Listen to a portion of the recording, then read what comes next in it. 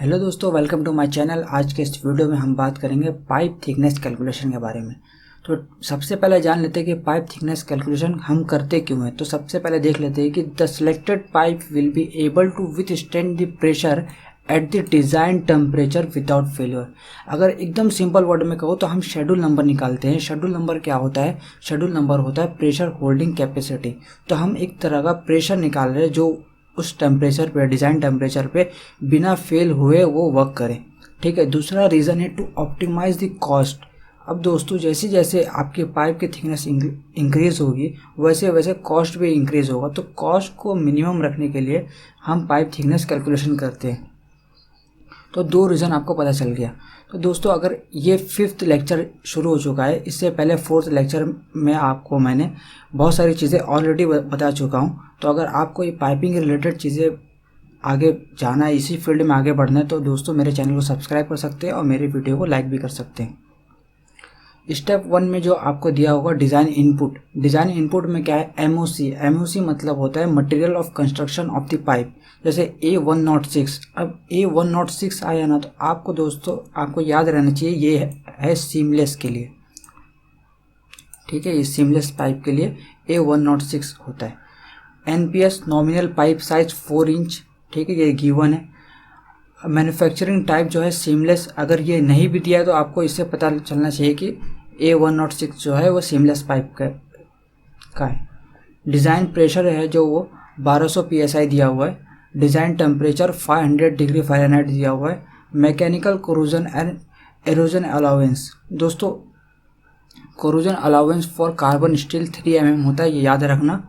और for stainless steel जो होता है वो 0 mm होता है। दोस्तों, ये 20 ईयर का आपका जो प्लांट का जो लाइफ होता है उसके हिसाब से ये 3 mm लिया जाता है। तो 0.15 mm पर ईयर के हिसाब से 3 mm 20 ईयर के लिए होता है। मिल टॉलरेंस जो है वो 12.50% ऑफ थिकनेस। इसमें भी फॉर सीमलेस के लिए 12.5%, फॉर प्लेट फैब्रिकेटेड के लिए ±0.3 mm। दोस्तों, इतना समझ में आ गया कि डिज़ाइन इनपुट क्या क्या गिवन रहेगा अपने को। स्टेप 2 में है एज पर clause 304.1.2 A of SME B 31.3 पे आपको ये वाला फॉर्मूला आपको मिल जाएगा। T = PD/2 SEW + PY। अब PD क्या है, SEW का, ये सब सारी चीज़ें आपको मैं बताता हूँ विथ चार्ट। अब देखते P क्या है। P जो है इंटरनल डिज़ाइन प्रेशर है, वो जो गिवन है 1200 psi। ठीक है। और D क्या है? आउटसाइड डायमीटर ऑफ पाइप है। और डायमीटर जो आउटसाइड डायमीटर दिया हुआ है वो दिया हुआ है हमें 4 इंच। ठीक है। अब ASME भी 36.10 फेरेटिक स्टील के लिए होता है और ASME भी 36.19 आपका ऑस्टेनेटिक स्टील के लिए होता है। ये दोस्तों पिछले लेक्चर में मैंने डायमेंशन स्टैंडर्ड पे एक वीडियो ऑलरेडी बना चुका हूँ, उसमें मैंने ये सारी चीज़ें आपके कवर कर लिया हूँ। ठीक है। तो अगर आप लोगों को कन्फ्यूज़न है कि ASME भी 36.10 क्या होता है, तो आपको सिंपल इतना याद रखो कि फेरेटिक स्टील मतलब आपका जो कार्बन स्टील है वो होता है फेरेटिक स्टील, और जो स्टेनलेस स्टील होता है वो होता है ऑस्टेनेटिक स्टील। तो अभी इस एग्जाम्पल में फेरेटिक स्टील 36 कार्बन स्टील दिया हुआ है, तो मतलब 36.10 पे हम देखेंगे। तो 4 इंच। ठीक है, 4 इंच यहाँ पे आप देख सकते हो 4 इंच है, NPS है। ठीक है। और इसका आउटसाइड, दोस्तों आउटसाइड जो डायमीटर होता है वो सबका सेम होता है। जैसे 4 इंच में सबका देख सकते हैं, चेंज होता है सिर्फ जो इनर डाया होता है, क्योंकि प्रेशर होल्डिंग कैपेसिटी जितना ज़्यादा होगी उतना थिकनेस इंक्रीज होता जाएगा। तो हमें निकालना है यही शेड्यूल नंबर। ठीक है। अब सारी कन्फ्यूजन दूर हो गया होगा कि हमें सिर्फ शेड्यूल नंबर ही निकालना है। अब आगे देखते हैं। P मालूम हो गया क्या है P। अब देखते हैं S क्या होता है? अलाउएबल स्ट्रेस होता है। जो पाइप मटेरियल जो दिया हुआ है A106 दिया हुआ है उसका हमें S की वैल्यू मतलब अलाउएबल स्ट्रेस निकालना है। तो वो हमें क्या मिलेगा? 31.3 पर ही आपको टेबल A1 मिल जाएगा। वहाँ से आपको जैसे 500 डिग्री फ़ारेनहाइट दिया हुआ टेम्परेचर। ठीक है। और A106 यहाँ पे आपको जो मटेरियल है वो दिया हुआ है, तो यहाँ से आपको 19 KSI निकाल लेंगे, तो इसको कन्वर्ट कर लेना 19,000 psi में। ठीक है। इंटू 10⁻3, ठीक है, PSI में कन्वर्ट हो गया एट 500 डिग्री फ़ारेनहाइट पे। तो आपको एस भी समझ में आ गया कि एस क्या होता है और हमें कहाँ से निकालना है इसे। अब बात करते हैं ई क्या है। ई क्या होता है, quality factor longitudinal weld joint efficiency होता है ये, वो आपको मिलेगा टेबल A1B पर, ठीक है। तो यहाँ से आपको मटेरियल देखना है, कौन सा मटेरियल है, तो A106 है, सीमलेस है। तो सीमलेस का हमेशा जो जॉइंट एफिशिएंसी होता है वो 1 होता है। तो यहाँ से आप क्या निकल गया, आपका ई निकल गया। ई की वैल्यू मतलब क्वालिटी फैक्टर निकल गया। फिर आगे बढ़ते हैं, आगे है डब्ल्यू। डब्ल्यू होता है वेल्ड जॉइंट स्ट्रेंथ। तो वेल्ड जॉइंट स्ट्रेंथ जो है वो टेबल 302.3.5 से आपको जो डब्ल्यू की वैल्यू है, तो 800 डिग्री फ़ारेनहाइट के नीचे जितना भी है वो उसकी वैल्यू आएगी 1। तो कार्बन स्टील हमारा मटेरियल है, तो यहाँ पे आ गया 1। तो ये यहाँ से क्या निकला, डब्ल्यू की वैल्यू हमें मतलब weld joint strength reduction factor हमें मालूम पड़ गया।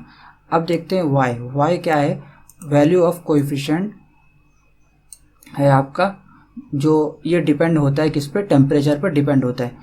तो जैसे जैसे वाई की वैल्यू इंक्रीज़ होगी वैसे वैसे आपका जो थिकनेस है, थिकनेस ऑफ पाइप वो डिक्रीज़ होगा, क्योंकि वाई जो है वो डिनोमिनेटर में है, ठीक है। तो फेरेटिक स्टील है आपका, मतलब कार्बन स्टील है, ठीक है, 900 डिग्री फ़ारेनहाइट के बिलो जितना है वो 0.4 है। तो ये वैल्यू भी आप यहाँ से निकाल सकते हैं, टेबल नंबर देख ले यहाँ पर, ठीक है। अब सारी वैल्यू हमें मिल गई, अब सिर्फ वैल्यू को पुट करना है।